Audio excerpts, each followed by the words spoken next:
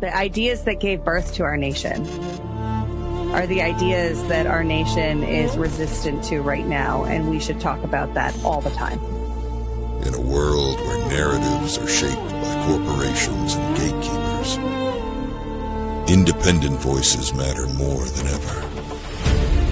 Badlands Media brings together citizen journalists, researchers, and independent thinkers. The truth is triggering. Question the narrative. Explore the facts. It's authenticity, courage, resilience. Search for the truth others won't.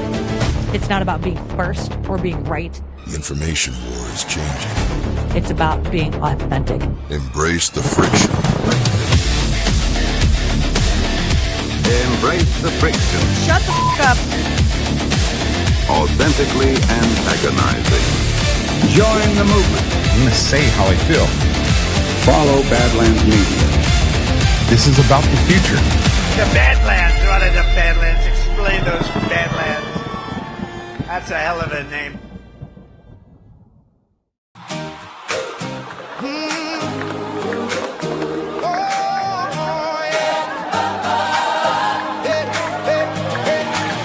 He changed his shirt 3 times before he left.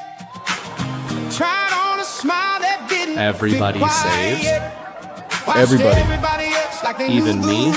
Especially you. You mean I just have to use a promo code to get the discount? BB truly is an idiot. He had to earn it anyway. Come as you are. That's who we're waiting for. You don't need a different face walking through that door. Come as you are. You run up from the start. Soft disclosures for everybody.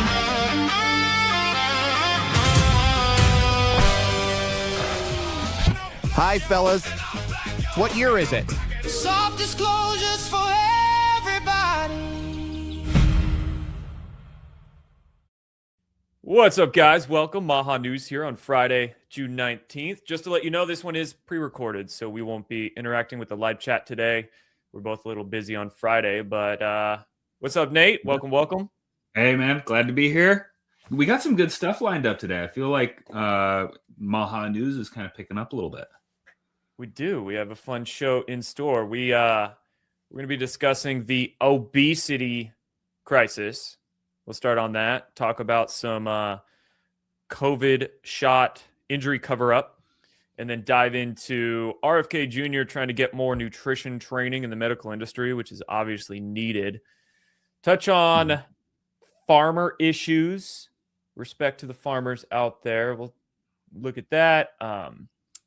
Beagles being saved, less animal testing going on in the country, also great news. And then we'll finish up talking some new medical tech coming out. Yeah. So good show in store.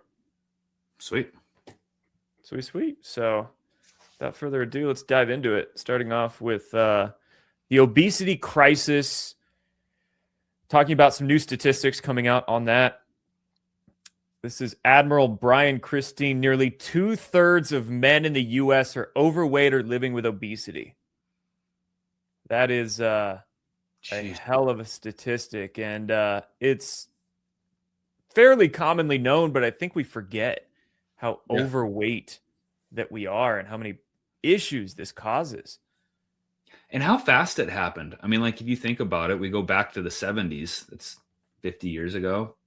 And the change, how rapid that change is or was. Very rapid, and perfect comment you said there, because RFK was at a panel the other day and pretty much exactly what he was talking to. Why did Americans suddenly get so obese? Why did Americans suddenly get obese? It's not because they suddenly became indolent or lazy or hungry. It's because they were being mass poisoned by ultra-processed foods. And do you agree with that? Yeah, I think, yes. Yeah, broadly speaking, I think it's pretty accurate. I half agree with it. I would say, yes, that is a reason, half of the equation, but we also have to blame ourselves. We're the ones that chose it. We're the ones that decided to fall for their marketing and put the stuff in our face and get persuaded to love the soda pops or eat the crackers for every meal or all that stuff, right? So it's important to take some self-responsibility there. But yeah, no doubt. I mean, the whole food industry forcing and with all their marketing too, persuading us to think that Cheez-Its and chips constitutes healthy meal. Oh, there's nothing wrong with it. It's fine. It's amazing how we've been just brainwashed to not take it seriously. That's another thing I find is that people joke and laugh about, and they get like excited. Oh, I'm going to go eat some chips. Oh yeah. And it's like a emotional solace for people. It's like a binky, right? Food has become a binky for a lot of people. So that's why they laugh it off and they don't take the issue seriously. Like, dude, you're poisoning yourself by deciding to eat that for dinner or eat that, drink that every day. And if you, if you try to tell them like, hey, that's not a smart decision to drink, I don't know, that much soda every single day or view it that way, they shut down. They go into the denial space, I find. Mm-hmm. Yeah. Well, I think there's a social aspect to it. And, like eating chips with a family member or at a game or whatever, there's that aspect. But then I think that it's because they don't see immediate harm. And so it's like, I think humans are kind of funny like that, is that if we don't see immediate damage, we don't associate it with anything devastating.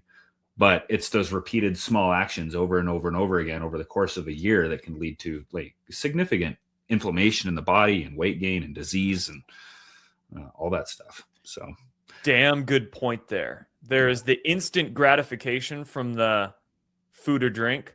Mm-hmm.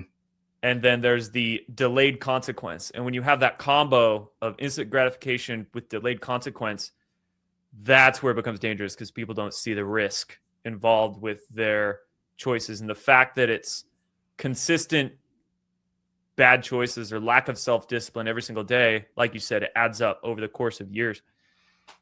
Yeah. So, well, and we've been the result, dude. We are the result of, if you think about it, billions of dollars in learning how to engineer human consumption of crap products. Yep. So, starting back in, what is it, the 50s, 40s, 50s, where we first started, hearing about moving away from certain fats and substituting with, these certain commercial products. We were lied to by the people that we were told or had given our trust to. So and also the ignorance of holistic health dynamics in general. I mean, people will have brain fog or, they might be in their mid 30s or early 40s and they got brain fog or they have back pain or these things. And they go for the easy excuse. Oh, I'm just getting old or that's just the way it is. That's just life. No, your back pain, the inflammation in your gut from all that processed food could be playing a part in your back pain and definitely playing a part in your tiredness and you're not sleeping well. And I mean, there's many causes for many issues. It's never one thing. Yeah. But all these causes, all these choices we're making do add up to the feeling of illness and tiredness and imbalance and dysregulation. So people just it doesn't click in their mind. They don't see the connection there. So they don't take their choices really seriously.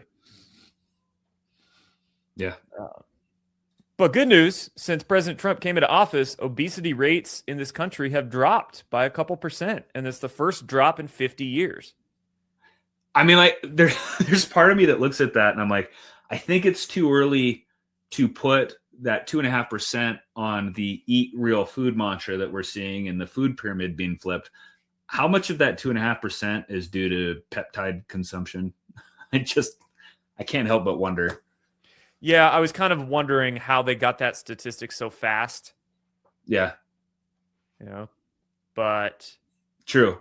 I guess the whole MAHA agenda per se goes back to maybe about 2 years. It's really the MAHA idea narrative started hitting the public consciousness really when RFK, before Trump was president, when RFK was running. Mm-hmm. And I remember when RFK and Trump shook hands on stage there in Phoenix for that iconic moment. Yeah. Then sort of MAHA really started getting pushed into public conversation. So yeah, 2 years. People started eating healthier and all that.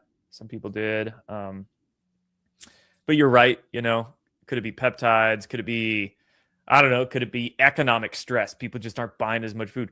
Also, could it be the removal of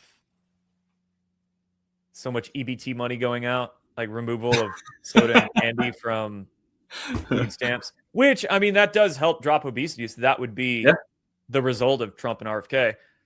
But yeah, we'll see. We'll see what the stats say in a couple of years once we get more data. Yeah. That's good though. The continent is lighter. Yeah, really. Our infrastructure is happy. The bridges and ferries are able to carry more people now. Planes are able to get better gas mileage without. There we go. But on the topic of obesity, there's this absolutely hilarious meme going around. So, it's the World Cup right now here in the States. And I will say I've been obsessed with watching the videos of the foreigners coming into the US and just loving it here. It's awesome. And they're trying, there's a bunch of Europeans in the South trying brisket, and they're going to Waffle House and Buc-ee's, and they're just loving American culture, which is fun to see. But they're really they're going to go home a bit heavier. We might be getting a bit lighter, but I think we're going to be exporting a few calories when they go back home from the World Cup. There's this meme going around called the FIFA 15. Kind of like the freshman 15 when you go to college and you gain 15 pounds because you're drinking and eating shit the first year of college and everything.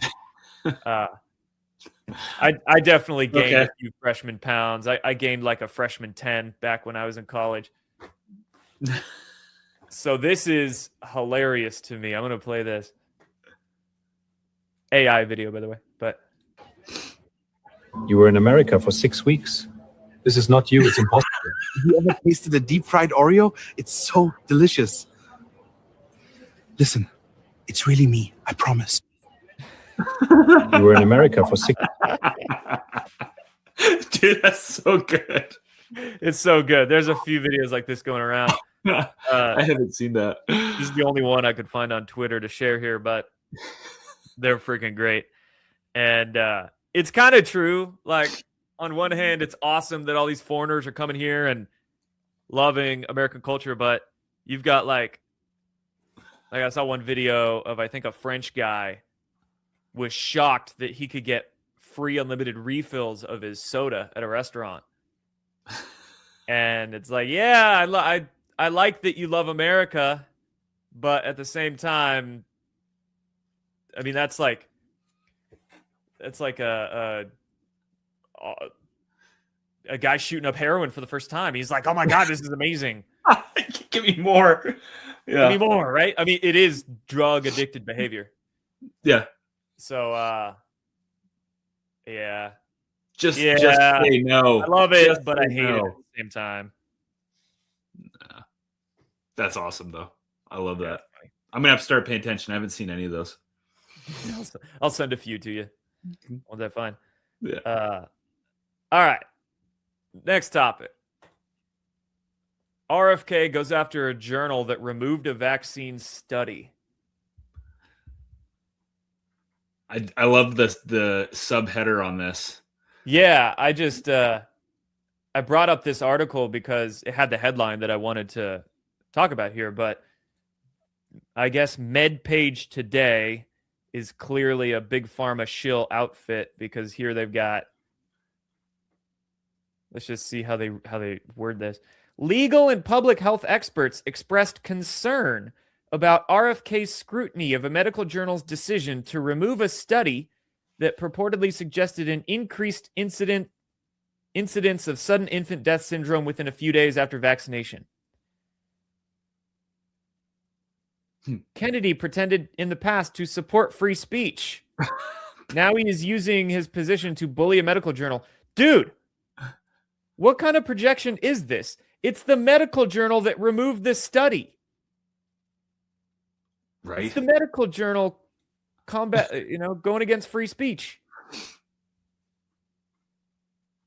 Yeah. And of course, they cite Paul Offit here. Vaccine researcher Paul Offit. You mean vaccine investor Paul Offit? 100%. The fact that they are still referencing him as a trustworthy authority source is kind of hilarious.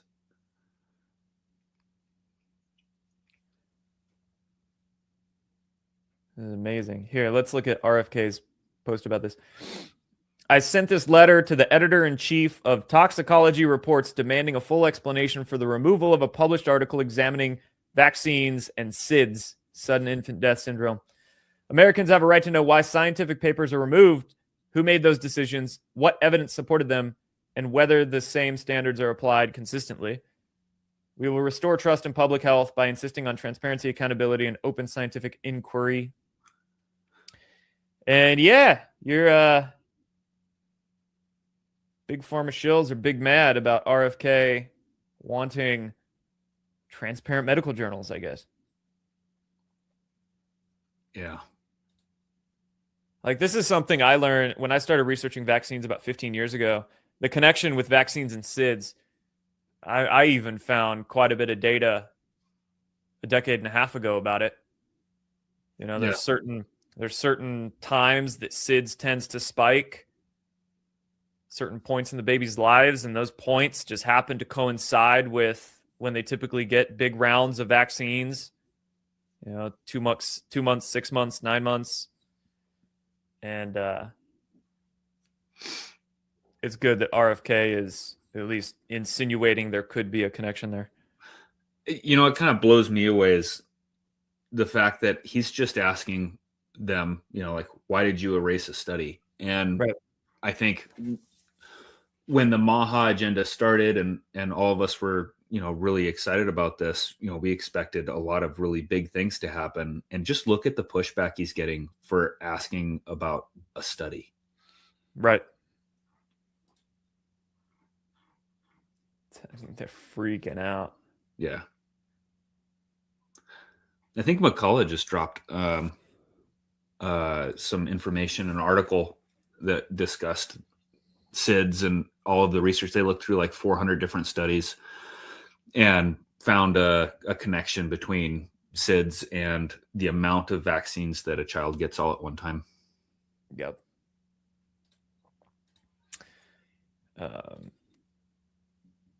Speaking of cover up with vaccines. Yeah.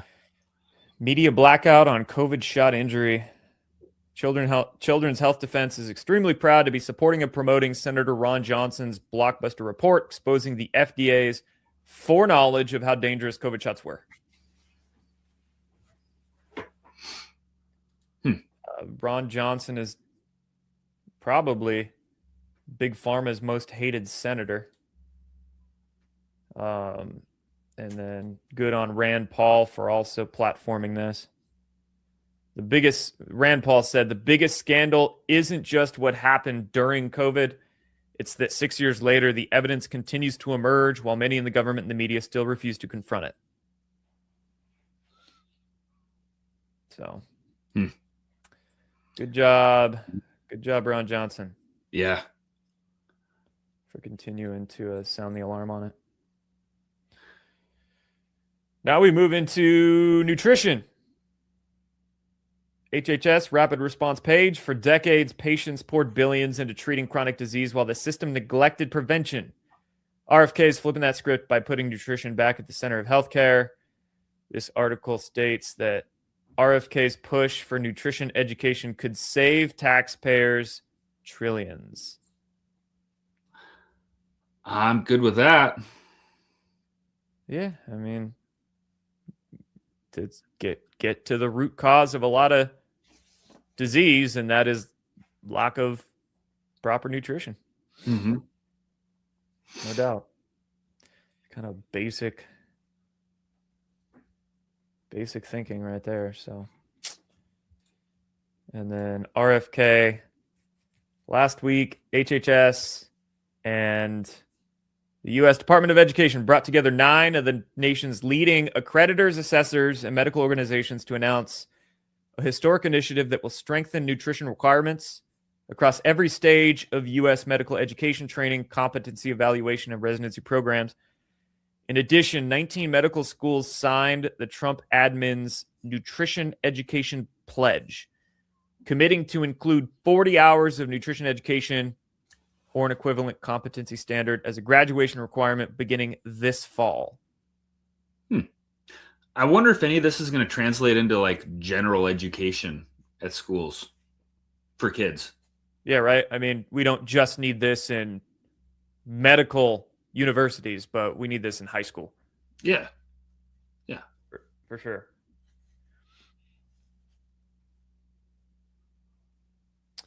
Yeah, like I think my kiddo took like a quarter-long health class at his school last year, and it wasn't that bad. Learning about, well, what I found is that the kids were being told about vitamins. Mm-hmm. Like, here's a list of vitamins, vitamin A, B, C, and all of that. Like, they were told about vitamins, but they weren't told about what foods those vitamins are in. Yeah. So it's definitely too basic to make it actionable. Yeah, that makes sense. Right? So they know vitamin A is important, but not what they should be consuming to make sure they're getting it, or the side effects of not having enough. Exactly. Yeah. Like, let's go the next step. Okay. What does your body need these vitamins for? And where can we get them in our diet? That wasn't there. They're learning about vitamins and what they are and all that, but still more. So I imagine medical school's probably not much different. Probably not, dude. You know, a middle schooler is getting the same nutrition education as a medical doctor is. But looks like that'll change. Yeah. All right. And then on to another MAHA win, another big company removing food colorings from their products. But, as we've been criticizing for like a year, still applies here. We'll get to that. But RFK, thank you, Nestle, for eliminating synthetic dyes from your products. Nestle stepped up and delivered. MAHA win. Woohoo. Okay, clap. But what are we really clapping for here? Clapping for breadcrumbs? Yeah. Clapping for them just following new laws? It's not like they're doing it. Again, it's like they have to. They're forced by law to do it. So what do they want? A pat on the back and big congratulations for doing what they have to do anyway? And if you look at what Nestle's doing across the whole health and supplement space, they're buying up so many. In fact, I'm working on a webinar right now that I'm going to launch on my website here soon. Maybe for next week's MAHA show. When I'm at GART and we can't record, maybe I'll just play that webinar for our show. But Nestle is buying up so many supplement companies, and they're buying up a big supply chain too. They're buying up at the actual factories that manufacture the supplements. And Nestle is not a friend They're not a friend. And you look at the other food products they make in the big box stores and the way they buy up like private land for water aquifers to draining the aquifers to make bottled water. Nestle's not a friend. No. And I can't help but be a little frustrated because like you said, we're clapping for these small things. Like the synthetic dyes, that was cool 6 months in. You know, where we're sitting now, I'm kind of looking at this, I'm like, okay, like we've already celebrated this for the last 18 months. Let's move on to something a little, with a little more meat. Yeah. Do something you're not required to by law, and then I'll give you a little clap for it. Yeah. Like, is it what's that burger company? Is it Steak and Shake Shack something or other? Yeah, Steak and Shake. Steak and Shake? Yeah, they're actually going tallow, and they're going, I don't know if they've gone grass-fed beef, but they're making a bunch of moves to make their food healthier. Yeah. However healthy a fast food burger can be, but they're making it better and not a bunch of genetically engineered trash. And I think it was, we touched on this maybe about 6 months ago, but I think it was Tyson Foods. Not that I'm going to go out and buy any Tyson food products. It's probably still factory farm meat, but they're at least going the extra step and not just removing synthetic dyes, but high fructose corn syrup from their products. Yeah. So they're going an extra step. Okay. Yeah. I respect that, Tyson. I can give a golf clap for that. Yeah. I'm not going to go out and buy Jimmy Dean sausages or whatever other brands that Tyson owns. But, if you keep going, then maybe someday I will. Yeah. Not going to go out and buy any Nestle trash. No. Or even think about thinking about it. Badlanders, you are all familiar with Loaded Gun Coffee. They have been longtime supporters of Badlands, and you may have met them in person at GART. But did you know they are a veteran-ran, family-owned coffee shop in Lake Havasu, Arizona? Every bag of their whole bean coffee delivers a high-octane, patriotic punch of flavor. With a long family history of commitment to freedom, every bag is a testament of pride and honor. From the skilled farmers who cultivate each blend to the roasters that handpick the finest coffee beans from around the world, Loaded Gun Coffee has mastered their unique brewing methods, resulting in the best-tasting coffee around. This coffee is smooth and delicious, the perfect way to start your mornings. Head over to badlandsmedia.tv/loaded and use promo code Badlands to get 10% off your order. That's badlandsmedia.tv/loaded, promo code Badlands. Have you checked out the Badlands shop lately? You might be surprised by what you've been missing. From thoughtful gifts and unique finds to everyday household essentials and personal care must-haves, there's truly something for everyone at the Badlands shop. But here's what makes it different. Every single purchase you make is so much more than just buying stuff. You're investing directly in the movement. You're empowering America First businesses, lifting up fellow Badlanders, and supporting the creators who are building this community with us. Thank you for being a part of this. Your support means everything. Head over now to badlandsmedia.tv/shop or click shop on the main menu at badlandsmedia.tv and discover your new favorite brands. That's badlandsmedia.tv/shop. All right. Let's bring the convo now back to food, back to farming. I saw a great post on, I think, Instagram the other day. It says, all the respect we give to doctors, we should give to farmers. Or it said farmers should at least get as much respect as medical doctors do. And I 100% agree. Yeah, definitely. Especially in today's age. There's a few good doctors out there that deserve respect, whether they're in emergency medicine or just a general physician or something. There's some good doctors out there. Don't get me wrong. I'm not criticizing all of them, but there are absolutely a lot of doctors that do not deserve the respect they get. And farmers deserve a hell of a lot more respect. The farmers that try to do things the right way. Yeah. Right. Not the farmers that just go along with, I'm going to buy the Monsanto seed and spray my monocrop and pesticides and just make a buck. But the farmers who are trying to do things the right way. Hell, I mean, the farmers that, are just surviving today. I think with the current economic headwinds for farmers, the current conditions, I mean, just just even staying in that industry when they could probably retire fat and happy if they sold off 50% of their land. Totally. And I imagine a lot of these farmers that do the pesticide, GMO, monocrop stuff, I imagine they want to change. Like they want to, I guess do things more natural or not be beholden to big ag, but it's, they're scared. They're scared of losing their livelihood.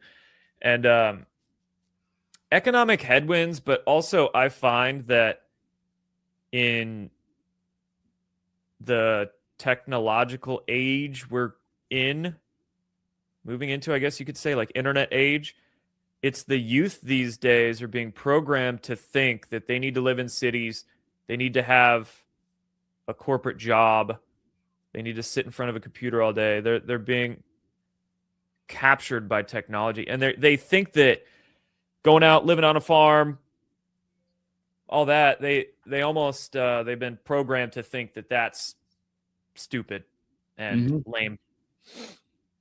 So we need to teach our kids that it's not really. Make farming sexy again. Yeah, I like that. Make farming sexy again. Make it respectable again. Yep. Train our kids to look at the idea of farming as something that is literally sustaining society. Yeah. And, sitting on your computer and trying to do whatever, I don't know, trade crypto or some shit. Like that's not respectable. I could definitely see the viewpoint, the societal viewpoint of that shifting. I mean, it's kind of like, I don't know, with any trend or any pattern with society, we always shift back and forth. And I could see, going outdoors, farming, that sort of thing, coming back into the mainstream if we continue down this path. I think it somewhat has been. After COVID, there was a big homesteader push. People just wanted to get out of Dodge and live more naturally. I think that pendulum is swinging right now. It's slow. It's a slow swing, but I do see, I don't know about Gen Z, but at least the millennials, like my generation, I think that pendulum is swinging. Yeah. Okay. Anyway, farm action. The loss of family farms isn't measured only by the number of farms that disappear. It's also measured by the millions of acres of farmland that disappear with them. The U.S. lost over 140,000 farms between 2017 and 2022, as per the agriculture census, but we lost around 20 million acres of farmland. The U.S. lost over 140,000 farms. He's just going to repeat the exact stats I just said. So, yeah, that's a lot. That's basically about 2,700 farms per state. That's significant, man. That's a lot of ground. That is a ton of ground. Yeah. Bring back backyard gardens, man. Yeah. And do away with this idea that you need a perfectly manicured lawn to have a nice house in your suburban HOA cookie cutter neighborhood. Jordan, with your lawn hate. I hate lawns. I know. I wanted to send you a picture of my lawn. It's a symbol of slavery.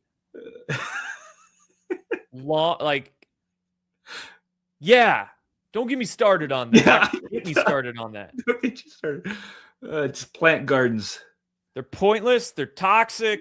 They're how many millions of acres of food could we grow for ourselves if people were allowed to grow a freaking tomato plant in their front yard? The HOA Karen is going to come through and give you a warning letter. Do you remember that? That was like, I don't know, like 2012 to 2000. There was a big, it seemed like it was down south. There was like a big push of people trying to put gardens and stuff in their front lawns, and HOAs were just hammering down on these people. I remember it was all over social media for a while. I like the videos of, they're usually hippie type people, probably liberals, but They're like the good liberals. But they'll walk around with wildflower seeds. Yeah. Just walk around public spaces and just throw wildflower seeds. And like city property and sidewalks and stuff. Like there you go. That's good activism. Yeah. Paint on the Monet picture in the art museum from the crazy climate changers. They're retarded. Dude, that is What's up? Oh, nothing. Go ahead. Sorry. I think internet might have went funky there. But walking around with wildflower seeds and just helping Mother Nature grow, helping the bees. That is the hipster type activism that I respect. There we go. I agree. But again, like, you don't need that many square feet. What? Do like one 8x4 planter, 32 square feet. You could grow yourself a decent amount of food with just one little planter. Or if you don't have any yard space, do one of those vertical setups. Grow a few things. Grow a few things in your windowsill. Yeah.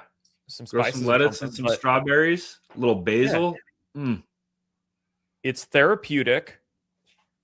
You know, it's good. It's good for your mental health, and it gets you skills that you might need someday that are good to have.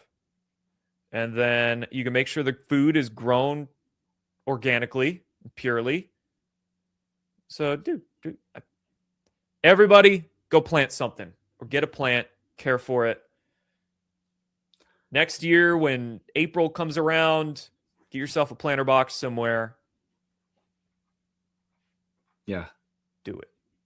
And don't mow your lawn. I literally hear somebody mowing their lawn right now. I can hear that. I can hear that mower out there. This farmer said the quiet part out loud. I was nothing more than a serf on the land, a chemically addicted farmer beholden to all these large ag conglomerates, Monsanto, big seed companies. But Kevin Fulton escaped. He transitioned, the good kind of transitioning, his Nebraska farm to an organic regenerative operation in 2002. He said, I can't tell you how good that feels to not have all of those gorillas on your back. Now he's warning that pesticide companies are threatening to put countless farmers at risk with their push for a federal liability shield from lawsuits over harms caused by pesticides. There you go. I like how we put that. Chemically addicted, beholden. It's true though. Yeah, the framing of that is it's true. It's good. They patent the seeds. The big ag companies patent the seeds, make the farmers buy the seeds, make the farmers sign a some kind of agreement. What is it? Like a non-compete or anyway, they're not allowed to use these seeds the next year. Oh yeah. Yep. So the big ag companies force the farmers to continuously purchase seeds every single year. Yeah. And then it's literal economic slavery. It's insane.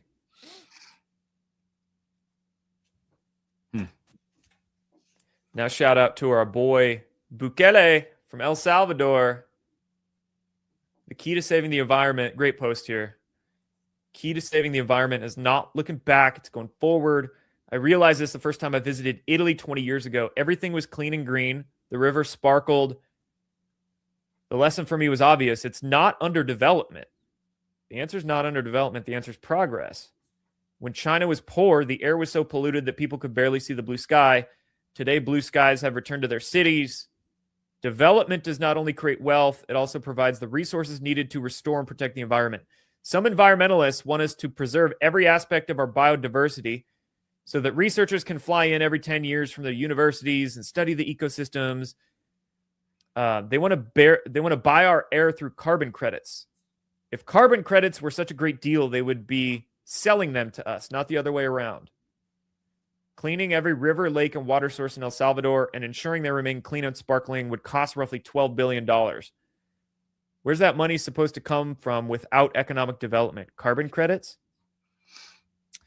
It's kind of a good thought process, because sometimes we're sold the idea that like overpopulation is destroying the planet, industries destroying the planet, all these things are destroying the planet. And I think it's only because the path we're deciding to go down with that development. We can populate, we can have more babies, we can develop things more, build more buildings and all that, but it just depends on how we do it. Like which way, modern man. I can't help but go this direction when reading this, and it's frustrating because it's simplistic and I don't have an answer, but the suppression of our technology has contributed to a huge swath of our problems. If technology was allowed to advance the way that I think that we would have without the suppression of, these big organizations, companies, I think we'd be in a very different place right now. Yeah, for sure. For sure. All right, kind of a shorter show today. So we're pre-recording this one and don't have a chat to interact with, but a couple more topics here. Saving the animals. RFK and Brooke Rollins, head of the USDA, just helped save about 500 beagles from a dog breeding facility that supplied animals for research. That's disgusting. Ridgeland Farms, a dog breeding facility that literally bred beagles to be tested on. Wow. Will transfer its remaining 475 beagles to a large cage-free, no-kill dog rescue. And they're announcing a new NIH office that will accelerate the development and use of humane-based research technologies. Animal welfare matters.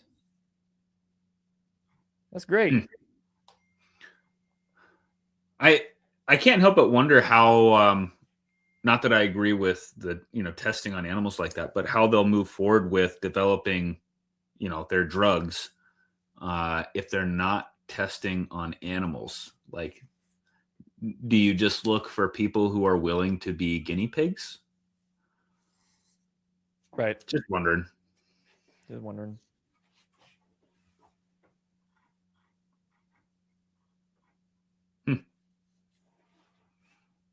I don't know. Maybe with AI, there's a way they can train AI to sort of replicate,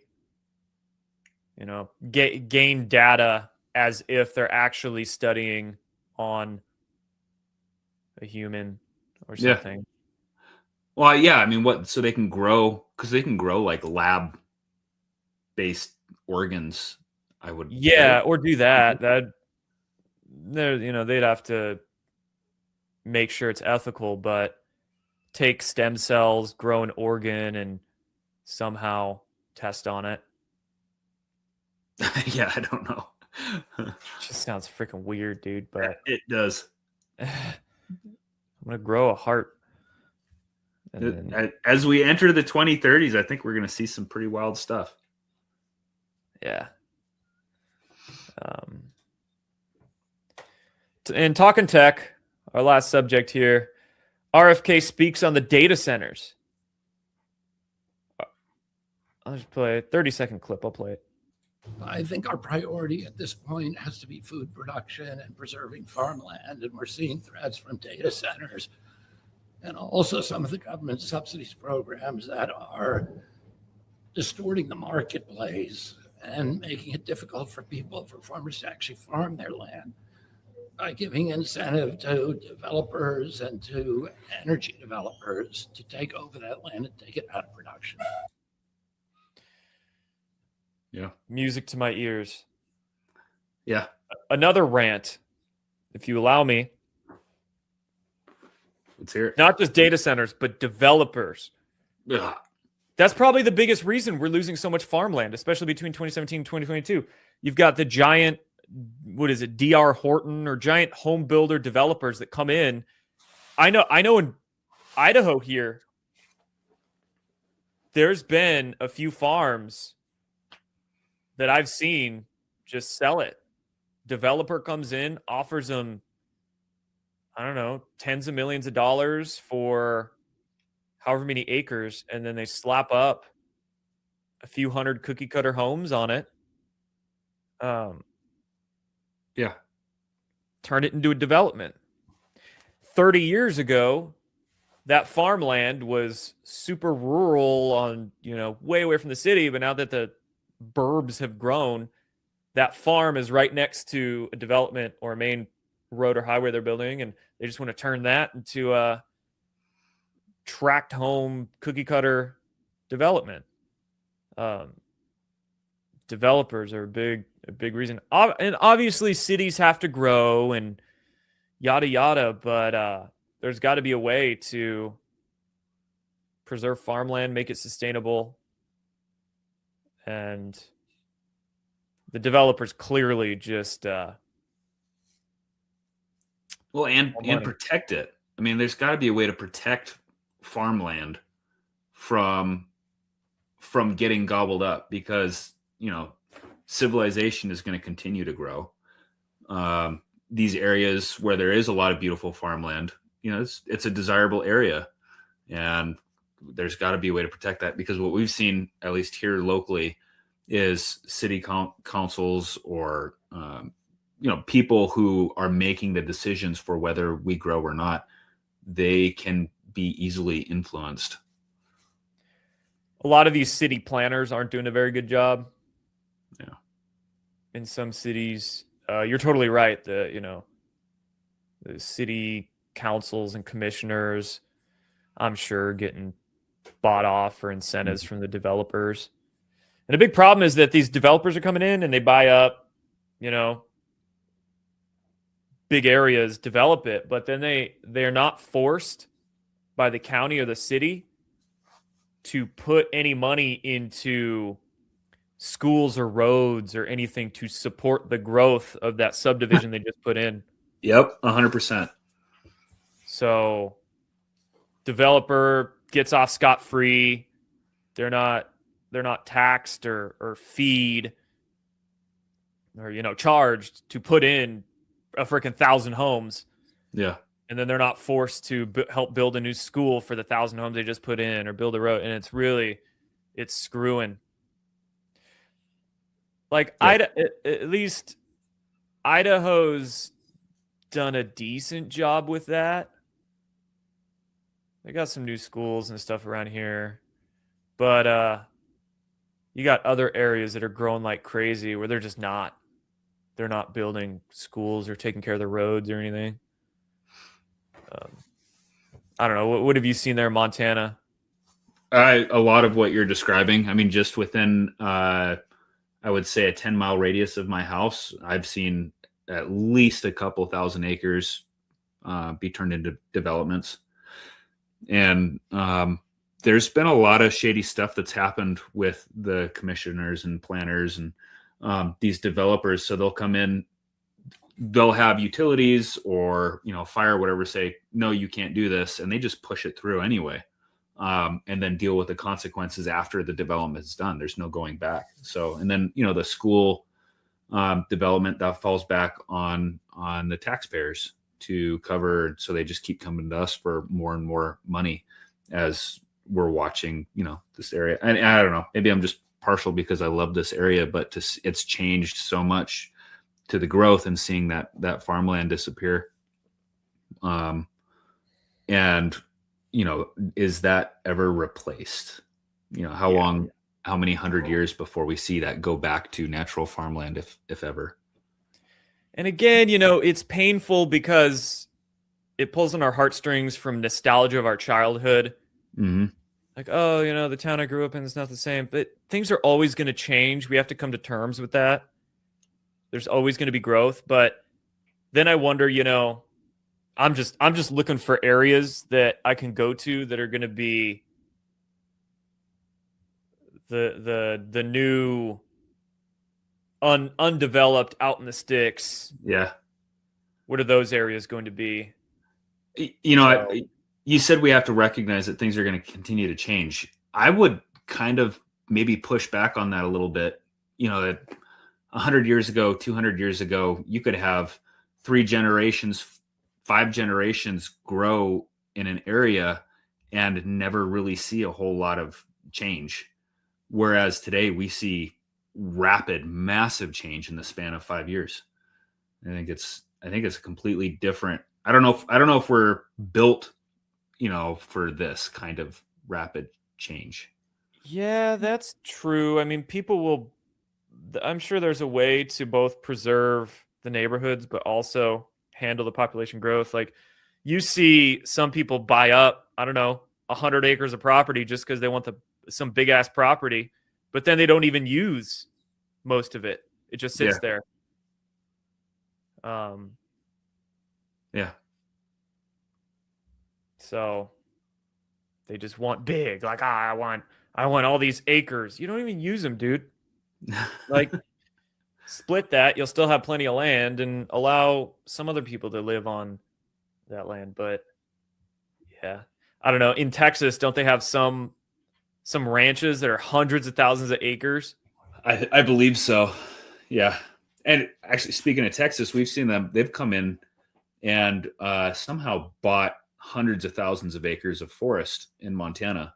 So a lot of the stuff that used to be public land is now privately owned and fenced off, and public can't use it anymore. Great. Yeah. All right. Anyway, last thing. Speaking of tech, there is some good use for tech out there in terms of health. Laser weeding in broccoli. Real-time AI decision-making at the edge. No chemicals. They're just burning off the weeds. That's so cool. With laser beams. Yeah, that is pretty rad. I just feel bad for that poor bug that gets mistaken for a weed. Pew, pew, pew, pew, pew, pew, pew. So this is Jewish space lasers. Directed energy weaponry. Used for good, right? Yeah. And then you just told me about this right before we started recording. Faster and cheaper than MRI, a new company called Midjourney reveals full body imaging machine that scans in 60 seconds.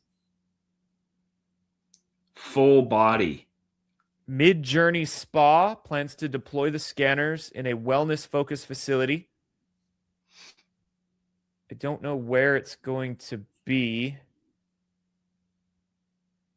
or how much it's going to cost or anything else. I just came across this, but San Francisco by late 2027. Midjourney Spa.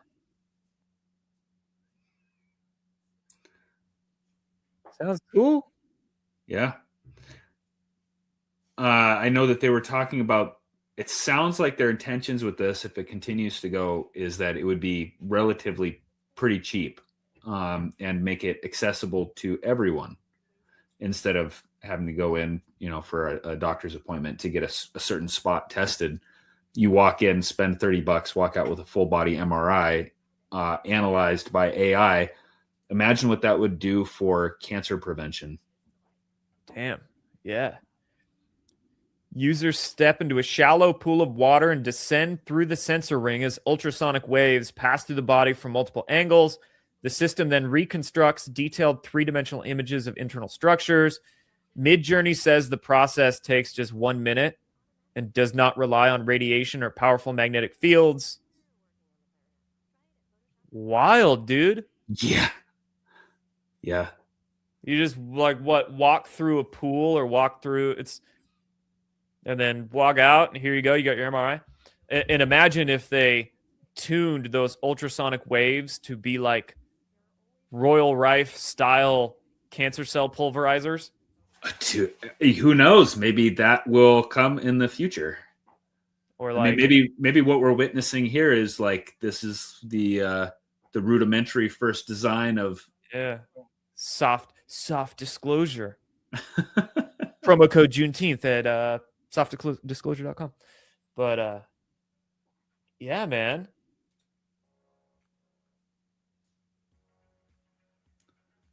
I'm just reading this. You just told me about this. I haven't.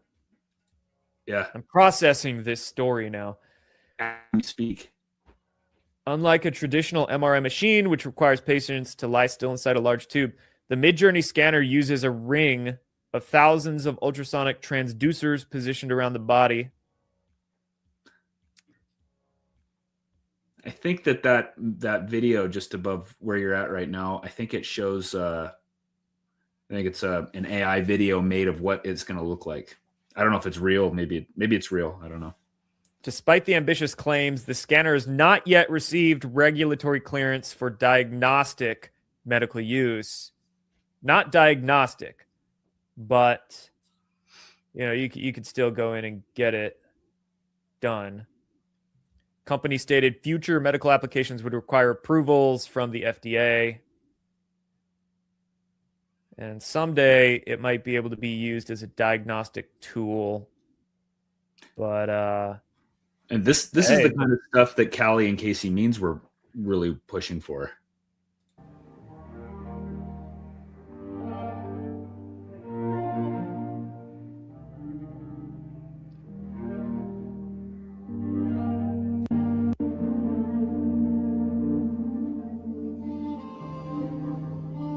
Step on your little pad there.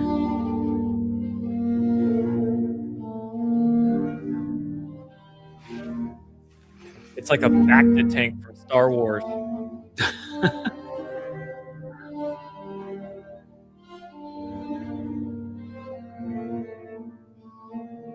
Drops you into the water.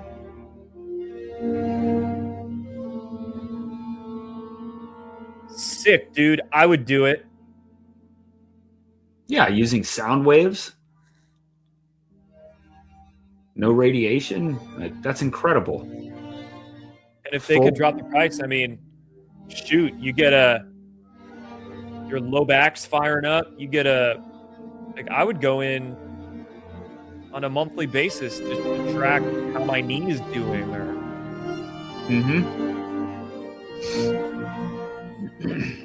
Oh no, my meniscus feels weird. Go in, just make sure it's all right, and yeah, that's cool. Yep. Well, and now what's even more wild to think about is this is kind of stuff that Musk has talked about. Is now you have basically robots conducting the surgery run by AI, which is completely different than a doctor, who's trained, say, his whole life and maybe completed 1,000 surgeries, during a whole career. Now you have an AI that has conducted 100,000 surgeries and has all of that information available firsthand, through the precision of robotics. Surgery is going to be, a hip replacement or a knee replacement today is insanely different than it was 20 years ago already. But right. And you're not going to have to spend all those resources to train that doctor. You're going to have that robot or that AI model, like you said, do a lot more surgeries, have all that information in it. And yeah. Never really thought of that before either. That's a interesting idea. There are great uses for AI. Mm-hmm. We just obviously need to be careful about how far we let AI go and how far we let these data centers go. But we're at the, what's healthcare going to look like in 20 years? This is actually kind of exciting. As long as we don't end up like all those chubbies in that Pixar movie, WALL-E. Yeah.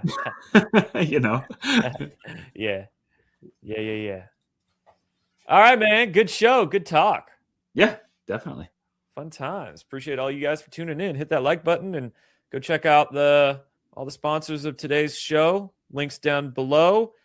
Next week we'll all be at GART in Deadwood, so we might have a MAHA news, maybe not. If we do a MAHA news show next week, did I say MAHA shoes? Sounds good. MAHA shoes. Yeah, I'm sure there's some MAHA shoes out there, like minimalist, good for your feet. But if we do a MAHA news show next week, it'll probably be like a pre-recording, maybe that webinar I was talking about earlier, but maybe no show next week. Otherwise, we'll see you guys in 2 weeks. Appreciate all you. Go check out Flowblend? Flowblend.com? Flowblend.com. Nate's brand over there, contrastrength.net, my company, and we'll see you guys in 2 weeks. Take care. Later. June 25th to 28th, that is next week, Badlands Media is heading to Deadwood, South Dakota for the 12th stop of the Great American Restoration Tour. Deadwood, South Dakota is an amazing place, but if you can't come in person, feel free to buy a virtual ticket available at badlandsmedia.tv. Get your tickets today, whether in person or online, at badlandsmedia.tv/events. Thank you so much for joining us, and don't forget to hit the thumbs up on this video. And a special thank you to all of our advertising partners. Please remember to shift your dollars to support those businesses that support Badlands Media.